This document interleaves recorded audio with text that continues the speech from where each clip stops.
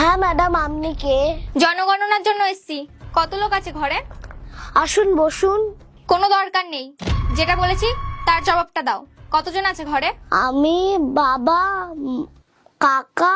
তোমাদের ফ্যামিলিতে কতজন আছে সেটার কথা বলেছি, তোমার গোষ্ঠীর কথা শুনতে চাইনি। আমাদের ফ্যামিলিতে আমার মা, বাবা আর আমি আছি। 3 জন তো? হ্যাঁ। বাবার নাম কি? আমার বাবার নাম বুবাই রায়, আমার মায়ের নাম রিয়া রয় আর আমার নাম শ্রেয়া রয়। তোমার কি নাম? আমার নাম শ্রেয়া। শ্রেয়া। আর বাবা মার বয়স জানো কত? আমার বাবার বয়স 30, আমার মার বয়স 27 আর আমার বয়স 8।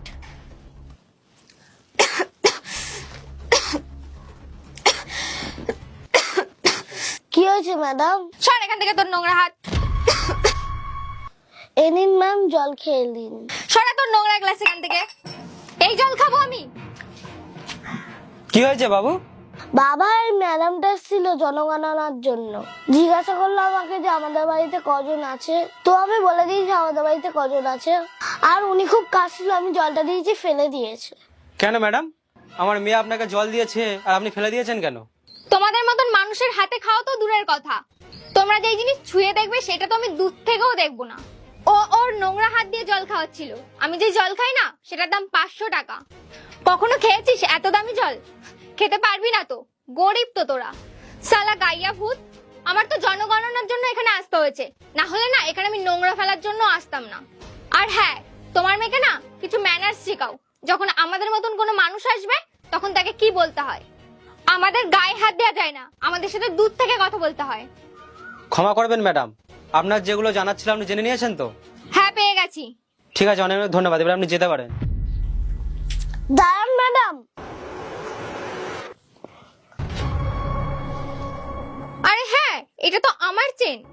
আপনি যখন যাচ্ছিলেন তখন চেনটা খুলে পড়ে গেছে। ম্যাডাম, এই চেনটা আপনার ঠিকই, কিন্তু আপনি এখন এটা রাখতে পারবেন না। কেন রাখতে পারবো না? এটা আমার চেন। এ তুমি কেমন কথা বলছো? আমি রাখতে পারবো না তো কে রাখতে পারবে এটা? ম্যাডাম, আমি ঠিকই বলছি। এই একটু আগে আপনি কি বলছিলেন? কি বলেছিলাম? যে আমাদের হাতে জল খাওয়া তো দূরের কথা, আমাদের মতো মানুষ যদি আপনার কোনো জিনিসে ছুঁয়ে দেয় আপনি সেটা আর নেন না। তো আমার মেয়ে আপনার ওই সোনার চেনটা ছুঁয়েছে, তাহলে ওটা আপনি কি করে নেবেন? যদি এই জায়গায় এসে আপনার ফাইলটাকে ছুঁয়ে দিত তাহলে আপনি কি করতেন? ও ধরে মারতেন, ফাইলটা ফেলে দিতেন, ওকে কথা শোনাতেন, আমাকেও কথা শোনাতেন। এটা শোনাচ্ছেন না, অনেক দামি, তাই আপনি রেখে দিলেন। এইরকম মানসিকতা পাল্টান ম্যাডাম।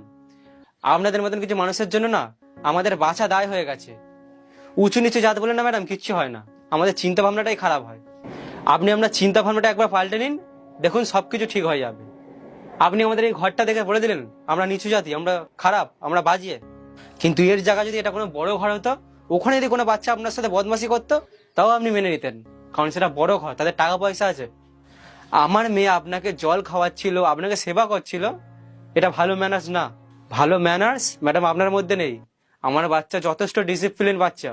আপনার এরকম চিন্তা ভাবনাটা না পাল্টান, তাহলেই দেখবে দুনিয়া পাল্টে যাবে। বাবু, কখনো এদের মতন হবে না। এরা সবসময় নিজের রং পাল্টাতে থাকে, জাত দেখে না, টাকা দেখে। ঠিক আছে বাবা। ম্যাডাম, আপনি যেতে পারেন, ওই যে দরজা। দেখো, আমরা সবাই না সমান। এই দুদিনের জীবনে যদি তুমি অহংকার করো তাহলে আর মানুষ জন্মে কি লাভ? গল্পটা কেমন লাগলো জানাবে, ভালো লাগলে শেয়ার করো আর বুবাই রায়ের পাশে থেকো। বাই।